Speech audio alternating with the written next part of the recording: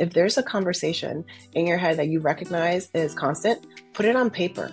Sit down and look at it. How can you reframe that to be positive and to be towards enhancing your desires? Right. That reframing starts internally, and little by little, it falls into place with everything else.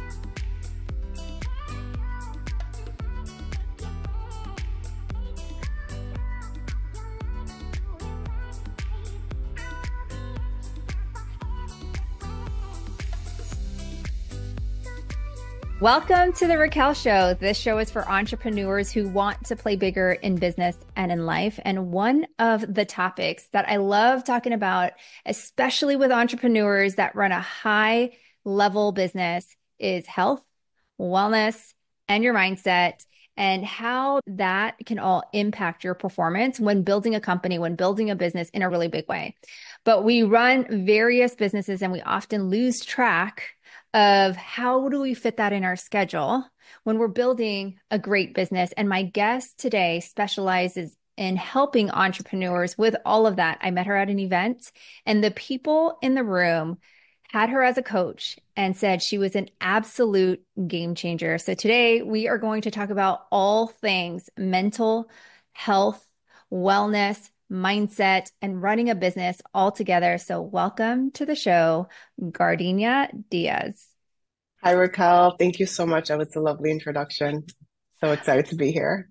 And do you want me to call you Gardenia or Garden? Because I know you guys We're going to go with Garden. Okay, We're going to Garden. go with Okay. Garden.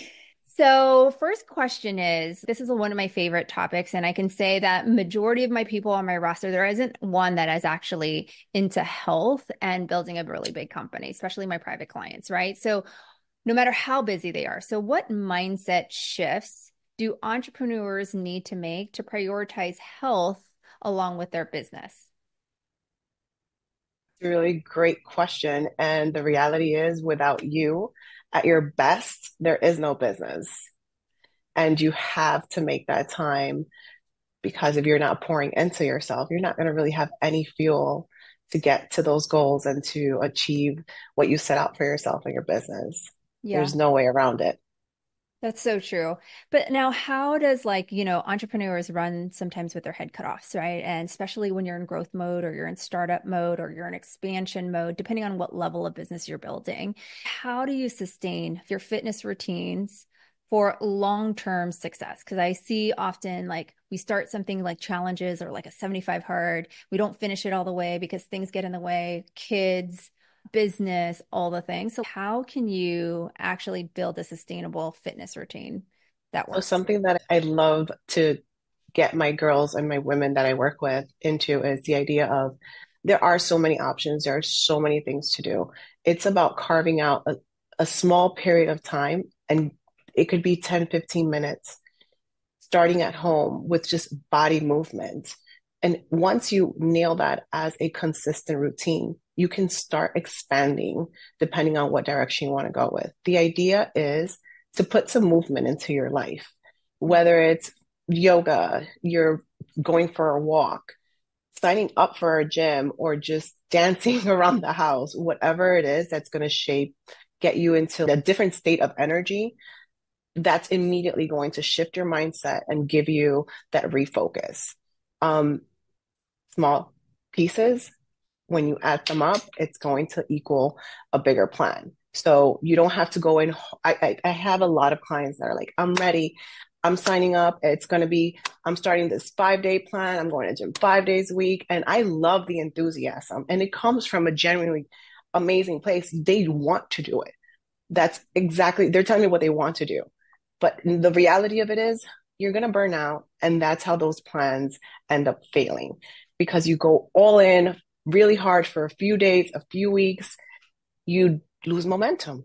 You want realistic goals, things that you can celebrate as you go along, small wins. And I encourage all my girls to do that as well, where it's like we're celebrating the small things that they're achieving throughout the day, sticking to the commitments.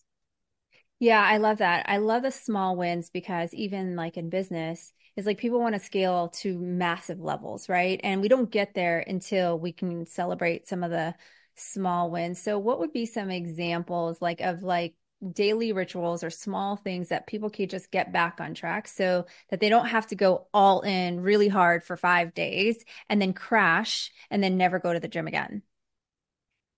Small things that you could do are setting an alarm up for 10 minutes of movement in the middle of your day. If you don't have a routine in the morning, just to make sure you get out or go for a walk, especially if you're working from home, you want to take that time to get outdoors and get some sun, vitamin D. Water, drink more water. That's a foundational one. And that's where I like to start everyone. It's like you are probably not drinking enough water.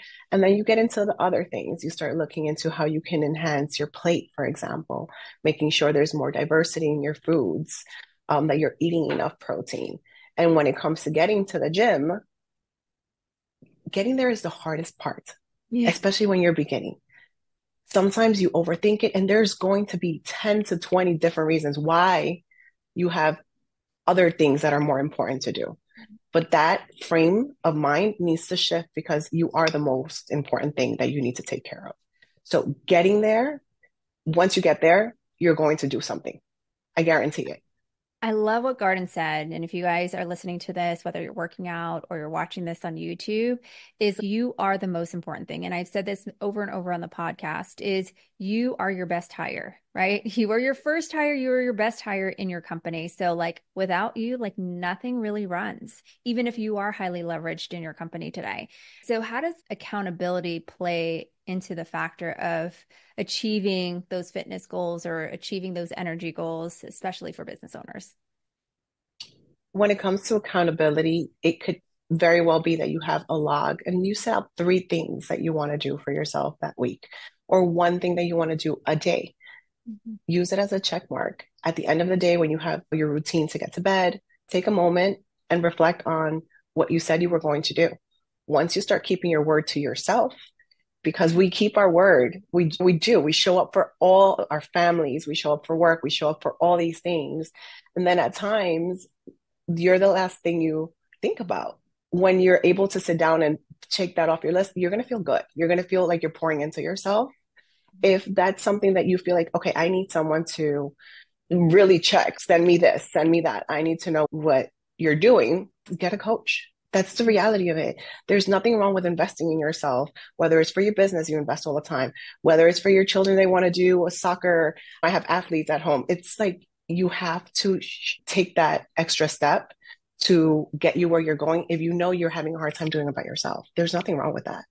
Yeah. I I'm started a with a big, coach at some yeah. point as well. Yeah. I am such a believer in coaches. I will always find a way to invest in multiple coaches every single year because I think in the world of when your brain gets lazy or when Mm. your mood is like, I don't feel so great about it, like your coach always pushes you through or helps you get uncomfortable to things that you never knew that you actually could do. And so I'm such a big believer in coaches. Now, when it comes to travel, a lot of our audience travels like for business conferences, they Mm. invest in themselves as far as masterminds. Like, how do you stay? That's one of the things is like, how can entrepreneurs navigate travel and business trips while keeping up with their fitness goals?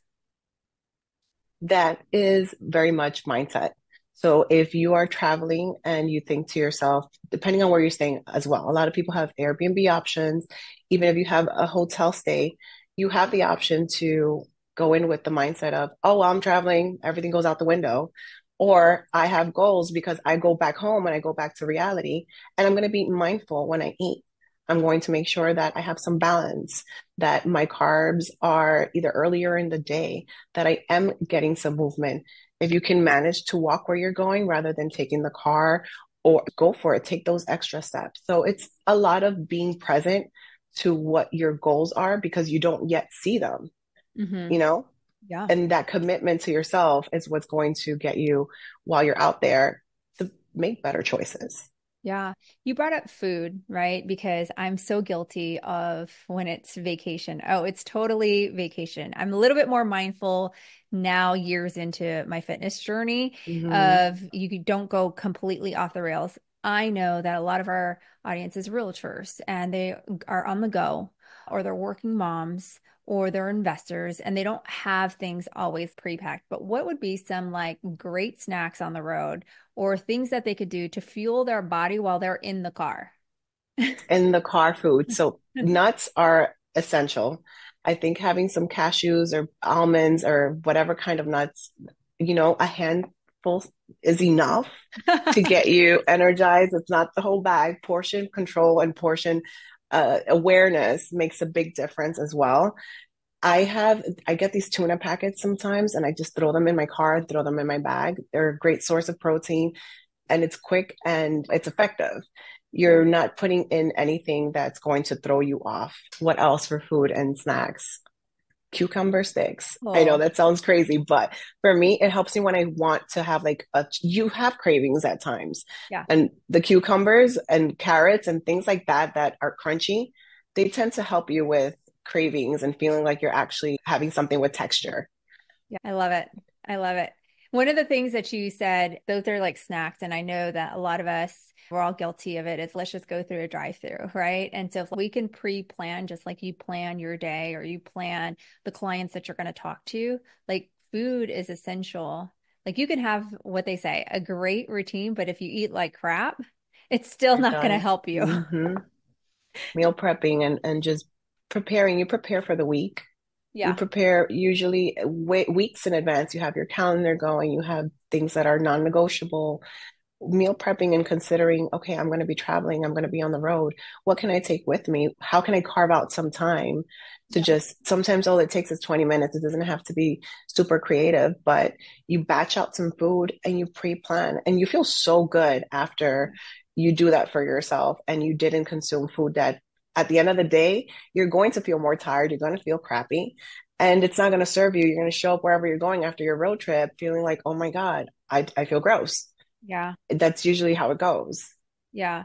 I love how you start with the mindset piece of it. And we always talk about that in business, right? How important is that when you're looking at the overall, like, this is a topic that I don't think many people talk about when it comes to business is mental health. It's a big thing. We all have different Mm-hmm. feeds of why we build businesses, but we don't often talk about like the mindset of mental health and caring for all like this business or the business that we're building. How important is mindset and mental health to accomplishing your fitness goals and really running? I think it's parallel to running a business. So when it comes to mindset, we have conversations or we have thoughts that we don't necessarily have towards anything else, the way that we are so hard and critical of ourselves. So shifting that, which takes practice, it's literally that internal conversation, especially when it's a goal that is personal, that maybe no one even knows about because you're keeping it to yourself. You might want to, feel better, be able to do a 2K run or just overall lose some weight, whatever your goal is. You might not even be sharing it because the minute you open your mouth, you make it real. The Mm, minute you open your mouth, someone around you is going to hold you accountable. hmm. And sometimes it's even our kids and they're watching and we are role models. So we're doing all these things where we're sometimes setting the health factor as a sacrifice. That's the last thing we think of. So Yeah, really knowing that how you perceive your conversations internally is going to make a big difference on how you show up for yourself. for sure. How can somebody improve that? Let's say they are in a funk, right? Or they are having a bad day, or we have trials and tribulations in life, like somebody passed away, or we had a breakup. Like, how does someone level up when they're in that funk? So I give my girls some tools, and I think we all know or have experience or do some form of self-care where it's like journaling, your Mhm. affirmations. I think it's really important to sit and take account for where you are. Maybe you're in a season where you need a little more leeway for yourself, where you're being more graceful with yourself. It's not about being hard, it's reframing your conversations internally. Where if you eat something that's not the best, it shouldn't be a negative conversation where it's like, oh, look at what you did, whatever it may be. Yes, that was not good. I acknowledge that. What am I going to do next time so that I don't have this conversation and I don't feel like this? It doesn't feel good. Mhm. And we can break out of that cycle with every choice we make on a daily basis. So being aware of your internal dialogue what you're thinking as you're doing these things, and then how you celebrate that small win. That's going to help you build that confidence to shift your mindset piece by piece. Yeah, I'm smiling and laughing because it's a reminder to myself, right? So for those that think, oh, Raquel, you're always on the Stairmaster or you're always working out, I have my days too, right? I'll eat a piece We of all cake and I'm like, do. what's, or I'll hit the weekends and I'm like, what's one more cookie? What's one more donut? I'm like, I've Absolutely. already started. And then you're like on this rabbit hole of just self-destruction, and everything that you've done for the week has just been completely destroyed because you're just like, let's just make it instead of a cheat snack, it became a cheat meal and then it became a Cheat cheat day. day, right? So that's why I'm And laughing because I know some of you guys can resonate. I'm like probably not the only one. And I love what you said. Acknowledge, have awareness, and celebrate something, a small win to counteract that so you don't go down this rabbit hole like I do. absolutely. And all these decisions and all the taking care of yourself and committing to your small goals, it all transitions into business and work, as I said before, because you build more confidence in yourself. And that shows in other areas where it's like, okay, if I showed up for this and that was hard, this next meeting, which I'm super overwhelmed about, is going to be cake. Little by little, it translates into your self confidence as well. It's not just about how you achieve your goal and maybe it's the desire to look a certain way, but it's so much more than that. And you only really dive deep into it and see the other end once you start that journey. Yeah, one thing that you brought up is oftentimes it might be a goal if you want to lose weight or you want to look a certain way. And what I'm finding now with where I'm at in my life and the businesses and the mom that I want to be is that I'm finding that it's more about energy today Mm, because all day we're consulting clients, right, strategically on how to scale their business. And that takes a lot of brain power, right? So if I don't have the energy to observe different businesses, different consulting calls, it's draining and taxing. And so when you don't have the energy, absolutely. and I think it does extremely, like it does start with health. It does start with mindset. And so if you can get it in for and repivot that or reframe that of I just want my energy to be better for the people around me, that might also be something that can help a lot of our entrepreneurs today. Absolutely. I completely agree with that. That is 100% the truth. Yeah. What are some of the tools or like apps that you would recommend that are out there right now that can help people stay focused, At this if point, you any? can find anything. You can find anything at this point. But I I'm like, really do, I do love affirmations. I yeah, do feel that affirmations, when you are consistent with them, you can listen to them, you can write them, you can rehearse them. There's so many ways that you can use this tool. You can create your own for whatever your goal is. If there's a conversation in your head that you recognize is constant, put it on paper, sit yeah, down and look at it. How can you reframe that to be positive and to be towards enhancing your desires? right. That reframing starts internally, and little by little, it falls into place with everything else. Yeah, so good. What's your go-to advice for entrepreneurs who feel like they're at the verge or they're at burnout? We're kind of towards the end of the year. Some people have had a tough year this year in business. And so, what's your go-to advice for entrepreneurs that have felt that burnout and want to start focusing on their health? We've all experienced burnout. Mhm. And I think from my personal experience, when I did get to a point where I was like, okay, I'm spreading myself way too thin. I know I'm at burnout point. I had to really sit down and carve out time for me. Mhm. And that really make a difference where I could put things on paper. Like, what is really priority? Where is my time leaking? Where's my energy leaking? What is not serving me where I'm starting to feel more depleted when I'm doing it or being around it? The choices that you're making, are you watching something, even if it's television, that is just maybe high emotions and chaos and it's internally triggering you and you don't even realize it? So just sitting down to take accountability of where you are. What are things that you can carve off your plate? What are things that you can delegate to someone else? It is okay to ask for help. And that was something that took me a very long time to lean on the people around me that love me. And it doesn't have to be any of my major tasks, but things that you can pass on to clear up some space for you, or you can take that extra time to do any self-care work is going to add up tremendously. And it'll bring you back into yourself because that is where you're going to find your peace and be able to refocus again. So good. So good. I love that. What's one thing you wish every entrepreneur understood about the connection of physical health, mental health, and business success? There has to be balance. Hmm. I think overall, there has to be balance because they all interlace, Hmm. and you can't have one having 80% and the other two having 10. There's just no way around it. You're never going to feel satisfied. You're never going to feel peace. You're never going to feel like you are thriving because you're going to somehow think, okay, then this is not doing well. And you have to find some sort of balance. Yeah. One of the things, speaking of balance, one of the things that I see when we talk about balance and we talk about burnout is how important recovery is, right? Sometimes, especially when we're scaling or our businesses isn't doing right, like it's not going well, is we tend to pull longer hours, all-nighters. And then even for me, I remember there was a period of my life where I was like, fascinated that I could work on 4 hours of sleep. And as I got older, I was like, that is probably not really good. That's So how not long important, term. yeah, how important is recovery to all of this of self-care? Super important. Super important. It's no good to be active and working for 10, 12 hours. And most of that time was spent in brain fog. Hmm. That comes in with nutrition, that comes in with your rest.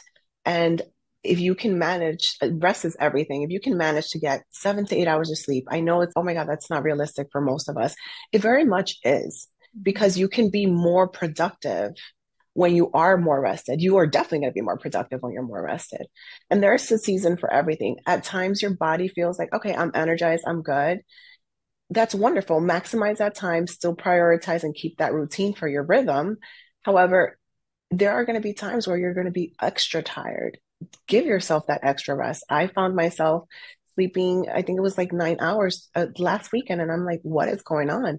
My body was just requiring more rest, and I gave it to it. I moved things around.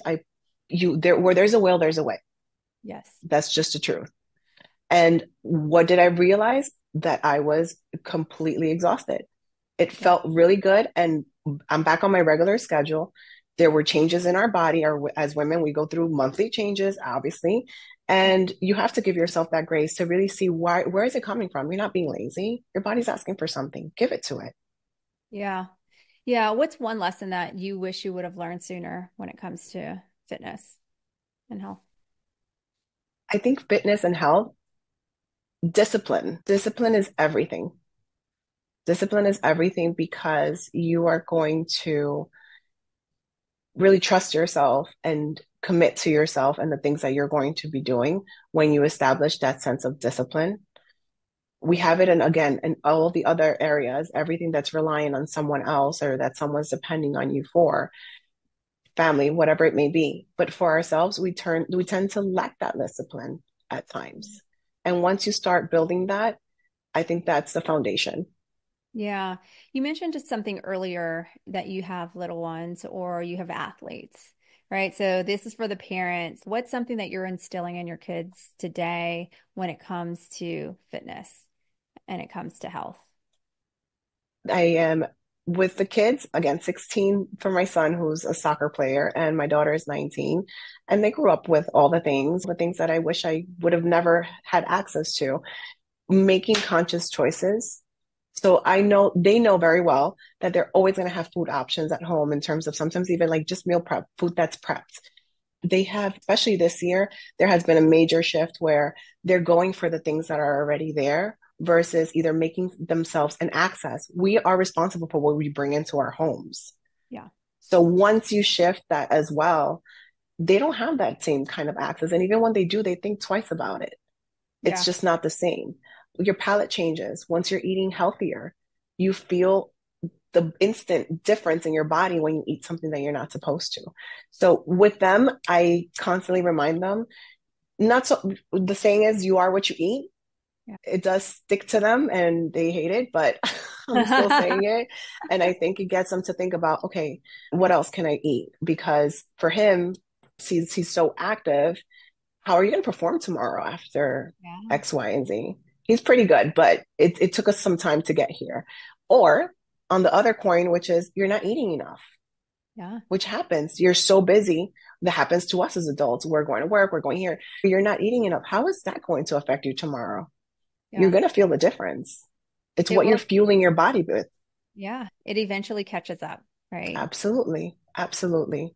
You brought up something because in our household for the last probably 3 weeks or 4 weeks, nothing really changed except for we swapped a bunch of things because we saw a ton of videos of what's bad at Costco, read the labels. Oh my God. And Yeah. you've seen that. We've all seen some of those We've all Instagram or seen those them. They're TikToks. so good though. They are so good, but I will tell you, it has changed so much, and I can see the body composition difference in my athletes because I have two athletes at home plus my husband. Mm-hmm. Like they have done nothing different except for change even marinara sauce, right? Where there's not crappy sugar in it, just little things, or like the type of chicken that we eat. Right? Because the Costco bag, like if you take it out of that, it's really bad. Like see all these videos. So Yep. I think it's so important. And now that you're right, like the kids are so much more mindful of not eating Pringles because it's all crap. And that they've Yes. eaten that for years. They're like, I just don't want to put that in my body if I'm going to perform as an athlete and I'm going to do this in college, which I think is Yes. so true. You are. And there's one thing that Garden said that I want everyone to listen is that you're responsible as parents of what goes in your household and what your kids eat. Now, we can't always control DoorDash, but we can actually help them make some better choices. So I love Absolutely. that. I love that. Any Absolutely. Me last too. minute like tips, advice that you want to give our audience today? I don't know how many weeks we have left for the rest of 2024, Mhm. but you don't have to wait till January, guys. Like seriously, we don't have to wait till X amount of time to start setting our goals. Really sit down and see what you've accomplished so far, just like you do inventory on everything else for when just health and fitness for yourself. What little things can you change for your household, for yourself, and start now. Start with Yeah. something. Start today. I love that. I love that. And this is why it was such a perfect timing for Garden to come on our show is because I know you guys are going to all talk about your business goals. You guys are getting into planning right now because for a lot of you guys, our 2025 starts in December, right? Because if you're going to help somebody buy a house, they're not closing till January. Mhm. So, what's next? You dropped a ton of nuggets on our show today, and I know a lot of our entrepreneurs are probably going to re-listen to this and pick up some little habits that they could do to change their lives. Is what's next for Garden? What is next for Garden? What are you most excited about that you're working on? I have a couple of things going on that I'm super excited about. And I think the thing that I'm most excited is I have a couple of programs that I'm designing for women who are pretty much in a place where they're starting from scratch. I'm taking a different approach where it's just a lot more nuggets or bite-sized pieces. And this is going to be a game changer. This is going to be a game changer because the method of accountability is also going to be a little different. I love it. And where can people connect with you? I'm on Instagram at Gardenia Diaz _fitness. And you can also find me on my website, gardeniafitness.com. Just shoot me a link and I'm happy to connect. We will also put in the show notes. And if you guys are listening, and if you're a woman that wants to connect with Garden, please follow her because I'll tell you what, you will be completely inspired. And when you are in bed and you see her workout videos, it makes you want to go to the freaking gym. So, as we wrap up, there's always one question that I ask every guest on the show is what does Garden do to play bigger in business or in life? Especially this year, my focus from the beginning of the year was to find myself in bigger rooms, in much bigger rooms, and put myself in uncomfortable situations, maybe things that I haven't done before. So I've tried a lot of new things this year. And I'm currently at an amazing New Jersey conference for women. I'm actually in the room taking our call. And that was something this morning has been so powerful. So I am making a conscious effort to do things outside of my comfort zone. Usually I'm always doing that, but I'm learning so much more. And that for me was a big change this year. And that was my goal for 2024. So good. And I couldn't agree with you more. I think when you put yourself in rooms, you immediately level up because, especially bigger rooms, even if it's Hmm. uncomfortable, I always talk about that on this podcast. We host a ton of different events for entrepreneurs to come into those rooms so that they can connect, they can network, and they can level up and actually play bigger in business or in life. I Absolutely. want to absolutely thank you, Garden, for making the time, even during a conference, to be on our show, even with all the Thank technical things, you. right? We're real and we're raw, right? And we still made it happen. I just appreciate you. I want to see Thank big things for you. you. I know that my audience is going to connect with you, and I can't wait to keep supporting you and playing bigger, my friend. Thank you so much, Raquel. Thank you.